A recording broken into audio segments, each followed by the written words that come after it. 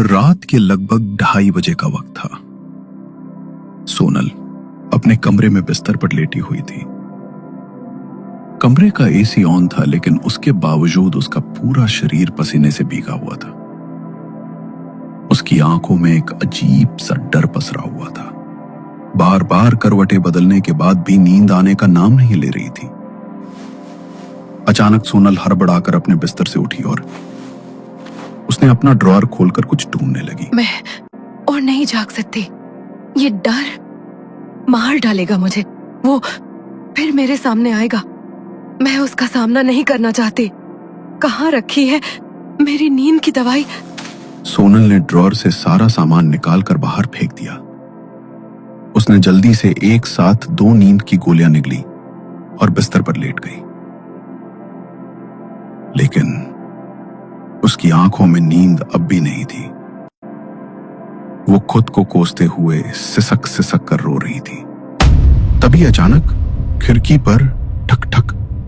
उस आवाज को सुनते ही सोनल की आंखें डर से भर गईं। उसने खुद को चादर में कसकर लपेट लिया और जोर जोर से सांसें लेने लगी। आखिर क्यों मेरे साथ ऐसा हो रहा है? कौन है जो बार बार मेरे पीछे आ रहा है? क्यों मुझे मारना चाहता है ये? सोनल, सोनल, सोनल, सोनल। सोनल के कानों में जैसे ही उसका नाम पड़ा, मानो उसके दिमाग पर किसी सम्मोहन का जादू छा गया। उसकी आंखें ठहर गईं। वो अपने बिस्तर से उठी और सीधी खिड़की की तरफ बढ़ी। कठपुतली की तरह उसने खिड़की खोल दी, लेकिन सामने कोई नहीं था। मगर तभी वहां एक काला साया उभरा और पल भर में सोनल के भीतर समा गया। सोनल का शरीर जोर जोर से कांपने लगा। वो दर्द से चीखी और बेहोश होकर जमीन पर गिर पड़ी। उसकी चीख सुनकर बगल के कमरे में सो रही उसकी मां की नींद टूट गई। हे भगवान, ये तो सोनल की चीख थी। कहीं कहीं उसे फिर से दौरा तो नहीं पड़ा? विमला घबरा कर कमरे से बाहर निकली। जैसे ही उसने सोनल के कमरे का दरवाजा खोला, डर के मारे उसकी रूह कांप गई। सोनल दीवार की ओर मुंह किए बैठी थी। उसके बाल बिखरे हुए थे और वो अजीब हंसी के बीच कुछ बड़बड़ा रही थी। वो आ गया। अब कोई नहीं बचा पाएगा।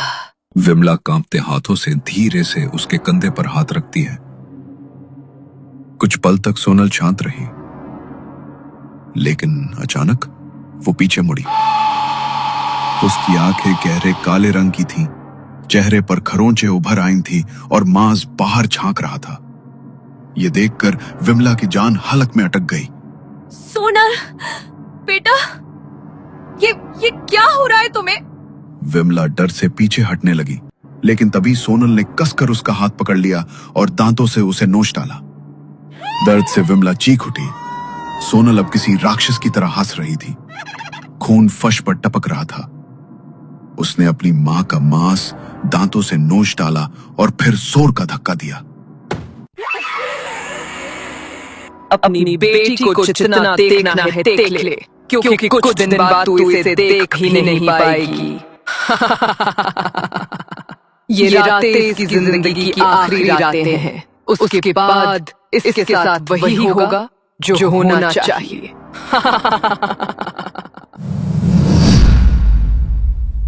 शोरगुल सुनकर सोनल के पापा मनोज कमरे में पहुंचे। उन्होंने देखा सोनल और विमला दोनों जमीन पर बेहोश पड़ी थी। फर्श पर खून फैला हुआ था। वो घबरा कर दौड़े और दोनों को उठाकर अस्पताल ले गए। आपके घर में कोई पालतू कुत्ता है क्या? किसी ने बहुत बुरी तरह आपकी पत्नी के हाथ के मांस को नोचा है। ऐसा काम तो कोई कुत्ता या कोई जंगली जानवर ही कर सकता है। नहीं डॉक्टर साहब, मेरे घर पे तो कोई पालतू कुत्ता नहीं है। मुझे तो समझ नहीं आ रहा है ये सब हुआ कैसे। थोड़ी देर पहले तक तो विमला मेरे साथ ही सो रही थी और उसके बाद मुझे चीखने चिल्लाने की आवाजें आई तो देखा कि मेरी बेटी और पत्नी दोनों बेहोश हैं और दोनों की हालत खराब है। समझ नहीं आ रहा आखिर क्या हुआ इन दोनों के साथ। थोड़ी देर बाद उन दोनों को होश आया। दोनों एक ही रूम में एडमिट थे। विमला अभी भी घबराई हुई थी। उसने अपनी नजर घुमाकर दूसरी तरफ देखा तो सामने के बिस्तर पर सोनल लेटी हुई थी। डर के मारे विमला की जुबान उसके हलक में ही अटक गई थी। अगली सुबह मनोज उन दोनों को घर ले आया। विमला नहा धोकर घर के मंदिर में पूजा करने लगी, लेकिन मंदिर का दीपक लाख कोशिशों के बाद भी नहीं जला। ये क्या अनर्थ हो रहा है? पहले कल रात सोनल की हालत और अब मंदिर में दीपक का ना जलना। हो ना हो, हमारी बेटी के साथ कोई ना कोई अनहोनी जरूर घटी है। हे गणपति बप्पा, आप ही कुछ रास्ता दिखाओ, मेरी बेटी की रक्षा करो। अरे तुम भी ना बिना बात भगवान को परेशान करती रहती हो। तुम दोनों की तबीयत खराब हो गई थी, अब ठीक हो दोनों, और कोई अनहोनी नहीं घटी है हमारी बेटी के साथ। नींद की दवाइयां जरा कम खाया करो, वरना ऐसे ही भ्रम होते रहेंगे। लाओ, मैं दीपक जला देता हूँ। मनोज ने कई बार कोशिश की तो आखिरकार मंदिर में भगवान गणेश की मूर्ति के सामने दीपक जल गया। बप्पा की आरती करने के बाद विमला आरती की थाली और प्रसाद लेकर सोनल के कमरे में गई तो उसे देखकर सोनल घबराने लगी। क्यों आई हो यहाँ? चली जाओ यहाँ से ये लेकर। अरे ये तो बस आरती की थाली और प्रसाद है बेटा, इसमें तक घबराने वाली क्या बात है? आजा, मैं तुझे टीका कर देती हूँ। नहीं, मैंने कहा ना, दूर हो जा मुझसे। सोनल को इतने गुस्से में देखकर विमला का शक यकीन में बदल रहा था। वो सोनल को टीका करने के लिए उसकी तरफ बढ़ी, लेकिन इससे पहले कि विमला उसे टीका लगा पाती, सोनल ने आरती की थाली को झटक दिया और कमरे से भागकर दूसरे कमरे में जाकर छिप गई। ये सब क्या हो रहा है विमला? सोनल इस तरह भागकर छिप क्यों गई? वो इतनी घबराई हुई क्यों है? मैंने आपको कहा था ना, कुछ ना कुछ गड़बड़ जरूर है। हमारी बेटी पर कोई साया है। तुम फिर से शुरू हो गई। इससे पहले कि विमला आगे कुछ बोलती, उनके घर की डोरबेल बजी। विमला ने जाकर दरवाजा खोला तो सामने सोनल की कॉलेज फ्रेंड शिखा खड़ी हुई थी। अरे शिखा बेटा, तुम आओ, अंदर आ जाओ। आज तो बहुत दिनों बाद आई हो। घर पर सब ठीक है ना? हाँ आंटी, सब ठीक है। मैं तो सोनल से मिलने आई हूँ। पूरा 1 हफ्ता हो गया, ना वो कॉलेज आई है, ना ही उसने मेरी कॉल रिसीव की है। मुझे टेंशन हो रही थी, कहीं उसे कुछ हो तो नहीं गया। वो ठीक तो है ना? हाँ बेटा, बस उसकी थोड़ी तबीयत खराब हो गई थी। पता नहीं कैसी अजीब अजीब हरकतें कर रही है। आंटी, आप जानती तो है कुछ टाइम पहले सोनल के साथ क्या हुआ था। राघव से ब्रेकअप के बाद वो खुद को संभाल नहीं पा रही है। बहुत प्यार करती थी उससे, और अगर ऐसा इंसान छोड़कर चला जाए तो दिमाग पर गहरा असर होता है। मैं सोनल को कॉलेज ले जाती हूँ, वहाँ सबसे मिलेगी तो शायद उसका मूड अच्छा हो जाएगा। शिखा अंदर कमरे में गई तो देखा सोनल दीवार से चिपक कर सहमी हुई बैठी है। उसने उसे उठाया। मैं जानती हूँ तुम्हारी हालत बिल्कुल ठीक नहीं है सोनल, लेकिन तुम तैयार हो जाओ और कॉलेज चलो मेरे साथ। बस बहुत हो गया, मैं तुम्हें इस तरह घुटते हुए और नहीं देख सकती। सोनल उठी और कॉलेज के लिए तैयार हुई। शिखा उसे लेकर कॉलेज आ गई। सब उसे देखकर बहुत खुश थे, लेकिन सोनल के चेहरे पर किसी को भी देखकर कोई भाव नहीं आया, मानो वो किसी की बात सुन ही नहीं रही थी। तुम ठीक तो हो ना सोनल? तुम किसी की बात का कोई जवाब क्यों नहीं दे रही हो? सोनल ने उसकी तरफ देखा और चुपचाप वॉशरूम की तरफ चली गई। लगभग 20 मिनट बीत गए, लेकिन सोनल अभी तक वापस नहीं आई थी। कहाँ रह गई ये लड़की? मैं इसे सबसे मिलवाने लाई थी कि इसका मूड अच्छा होगा, लेकिन लगता है इसने खुद को वॉशरूम में ही बंद कर लिया। शिखा वॉशरूम पहुंची तो देखा वहां सोनल थी ही नहीं।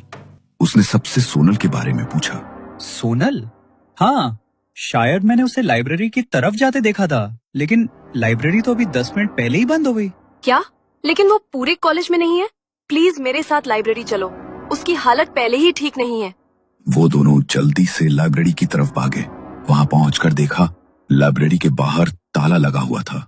घबरा के वे तुरंत गार्ड के पास पहुंचे। शिखा ने जल्दी से गार्ड से कहा कि उसकी दोस्त अंदर फंस गई है और ताला खोलने की गुहार लगाई, लेकिन गार्ड ने उलझन में जवाब दिया कि उसने तो अंदर चेक किया था और वहां कोई भी नहीं था। ये सुनकर शिखा का डर और बढ़ गया। उसके मन में सवाल उठ रहा था कि अगर सोनल अंदर नहीं है तो आखिर गई कहां। तभी लाइब्रेरी के अंदर से ठक ठक की आवाज गूंजी। ये आवाज तो अंदर से आ रही है, प्लीज दरवाजा खोलिए। गार्ड ने जल्दी से ताला खोला। दरवाजा खुलते ही सोनल बेंच पर अपना सिर लगातार पटक रही थी। उसके सर से खून बहकर जमीन पर फैल रहा था। उसकी हालत देखकर सब सन्न रह गए। वे लोग तुरंत उसे अस्पताल लेकर गए और शिखा ने घर पे इन्फॉर्म किया। ड्रेसिंग के बाद सोनल को घर लाया गया। उसकी हालत देखकर विमला खुद को रोक नहीं पाई। मेरी बेटी को डॉक्टर की नहीं, किसी ओझा को दिखाने की जरूरत है। मैं मंदिर जा रही हूँ और पंडित जी को साथ लेकर आऊंगी। मैं तुम्हें नहीं रोकूंगा विमला, तुम जो करना चाहती हो कर लो। मैं सोनल के पास घर पे रुकता हूं। विमला पास के गणेश मंदिर पहुंची। उसने पंडित जी को सब कुछ बताया। उसकी बातें सुनकर पंडित जी भी हैरान रह गए। लगता है कोई भयानक शक्ति तुम्हारी बेटी के पीछे पड़ी है, लेकिन तुम चिंता मत करो, मैं तुम्हारे साथ घर चलता हूं। भगवान गणेश के आशीर्वाद से तुम्हारी बेटी ठीक हो जाएगी। पंडित जी विमला के साथ घर पहुंचे, लेकिन जैसे ही उनके कदम घर में पड़े, सोनल को तुरंत इसका एहसास हो गया। सो दरवाजे की ओर भागी, लेकिन तभी पंडित जी ने उस पर गंगाजल छिड़क दिया। गंगाजल का स्पर्श होते ही सोनल का शरीर जलने लगा और वो जोर जोर से चीखने लगी। तू इसे बचाने आया है, लेकिन मैं इसे जिंदा नहीं रहने दूंगी। तू मुझे नहीं रोक पाएगा पंडित। अगर अपनी सलामती चाहता है तो चला जाए यहाँ से, वरना इसके साथ तू भी मारा जाएगा। पंडित जी उसकी बातों को अनसुना कर लगातार मंत्र पढ़ते रहे। जैसे जैसे मंत्रों की आवाज सोनल के कानों में पड़ी, वो और जोर से चीखने लगी। उसके कानों से खून बहने लगा। अचानक उसने टेबल से चाकू उठाया और पंडित जी पर फेंक दिया। चाकू सीधा पंडित जी की बाजू में लगा। दर्द के मारे उनका ध्यान मंत्र से भटक गया। उसी समय सोनल ने उन्हें धक्का दिया। पंडित जी का सिर टेबल से टकराया, माथे से खून बहने लगा। ये देखकर सोनल के चेहरे पर शैतानी हंसी फैल गई। मैंने कहा था ना पंडित, इसे बचाने की कोशिश करेगा तो तू भी मरेगा। अभी तो बस शुरुआत है। पहले मैं तुझे तरपा तरपा कर मारूंगी, उसके बाद इसे भी खत्म कर दूंगी। इसके पास कुछ बचे कुचे जीने के दिन थे, अब मैं वो भी नहीं जीने दूंगी। तू होती कौन है मेरी बेटी को नुकसान पहुंचाने वाली? आखिर तू है कौन और क्यों पड़ी है मेरी बेटी के पीछे? मैं कौन हूँ ये तुझे कभी पता नहीं चलेगा। अपनी बेटी की चिता की तैयारी शुरू कर दे, क्योंकि अब ये कल का सूरज नहीं देखेगी।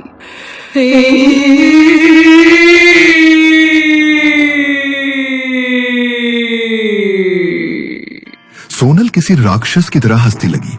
वो अपने नाखूनों से दीवार को रेतने लगी। उसके नाखून फटकर मांस बाहर निकल आया और पूरी दीवार खून से सन गई। उसकी हालत देख विमला और मनोज के आंसू रुकने का नाम नहीं ले रहे थे। उल्टे जी जो उसे बचा सकते थे जमीन पर बेहोश पड़े थे। सोनल हंसते हुए दीवार पर उल्टा चढ़ने लगी। इतना भयानक नजारा देखकर सबकी आंखें फटी की फटी रह गई। बस थोड़ी देर और, उसके बाद इसे मैं हमेशा हमेशा के लिए अपने साथ ले जाऊंगी और तुम सब मेरा कुछ नहीं बिगाड़ पाओगे। अब मैं तुझे अपने काबू से बाहर नहीं जाने दूंगा। घर के मंदिर में दीपक जलाओ। आज गणेश विसर्जन का दिन है। आज ही ये शक्ति तेरी बेटी के शरीर से हमेशा के लिए निकल जाएगी। गणपति बप्पा उसे कोई नुकसान नहीं होने देंगे। तू कुछ कर तो तब पाएगा ना पंडित, जब मैं इसे रहने दूंगी। आज की रात इसे मुझसे कोई नहीं बचा सकता। सोनल अचानक कमरे से भागी और खिड़की से बाहर कूद गई। सब लोग उसके पीछे दौड़े। पंडित जी भी मंत्र बोलते हुए उसके पीछे भागे। सोनल रोड की तरफ पहुंची, लेकिन वहां गणपति विसर्जन की भीड़ थी। भीड़ के शोर से सोनल के कान फटने लगे। उसने सामने देखा, लोग गणपति बप्पा की मूर्ति लेकर विसर्जन के लिए बढ़ रहे थे। सोनल उनके बीच फंस गई थी, चाहकर भी भाग नहीं पा रही थी। उसके भीतर छिपी आत्मा बप्पा के दर्शन से तड़पने लगी। वो जोर जोर से चिल्लाने लगी। भगवान गणेश की दृष्टि से वो आत्मा वहीं जलकर राख हो गई। भीड़ के बीच सोनल बेहोश होकर गिर पड़ी। लोगों ने उसे उठाया। उसके माता पिता की आंखों से आंसू बह निकले। उन्होंने बप्पा की मूर्ति के सामने हाथ जोड़ दिए। तभी मूर्ति से एक अलौकिक प्रकाश निकला और सोनल के भीतर समा गया। सब लोग पंडित जी के साथ मिलकर गणेश मंदिर लौटे। पंडित जी, बप्पा का लाख लाख शुक्र है कि हमारी बेटी उस काली आत्मा की चपेट से मुक्त हो गई। लेकिन कोई भी आत्मा ऐसी ही किसी के पीछे नहीं पड़ती। तो फिर मेरी बेटी उस आत्मा की चपेट में कैसे आ गई? पंडित जी के सोनल के साथ घटी घटना बताना शुरू करते हैं।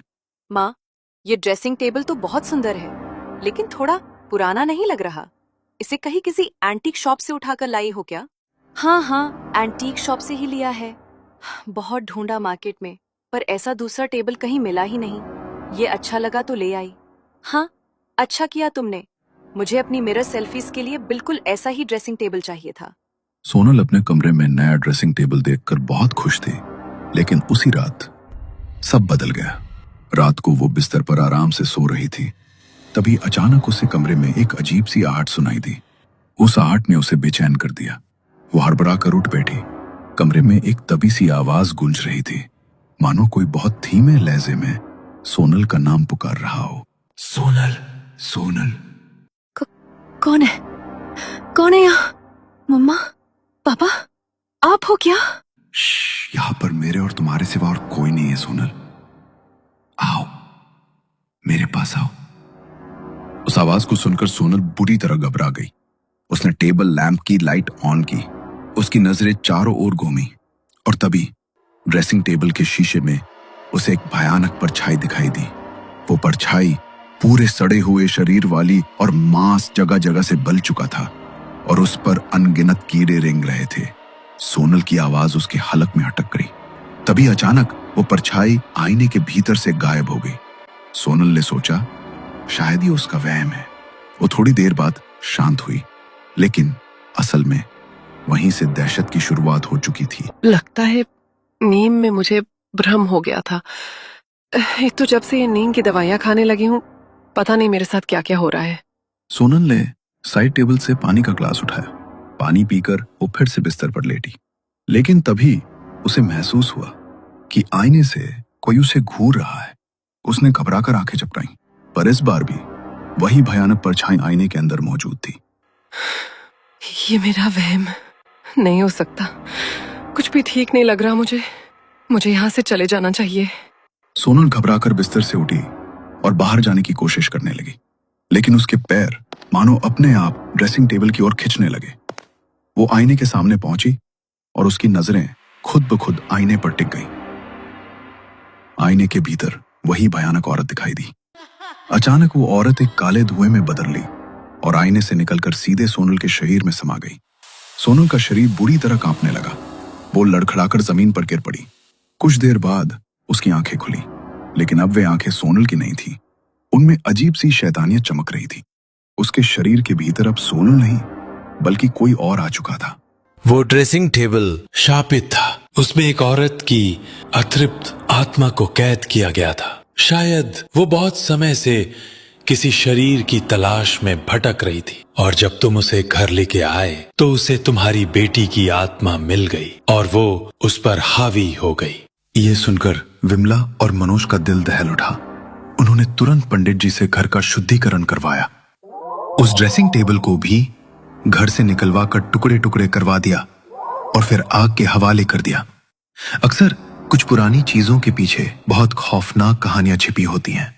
इसलिए अगर आप भी कभी किसी एंटीक शॉप से कोई पुराना सामान खरीदने के बारे में सोचें, तो पहले उसकी कहानी जानने की कोशिश कीजिएगा। क्या पता उसके भीतर भी कोई अतृप्त आत्मा कैद हो, जो बरसों से किसी आत्मा की तलाश में भटक रही हो।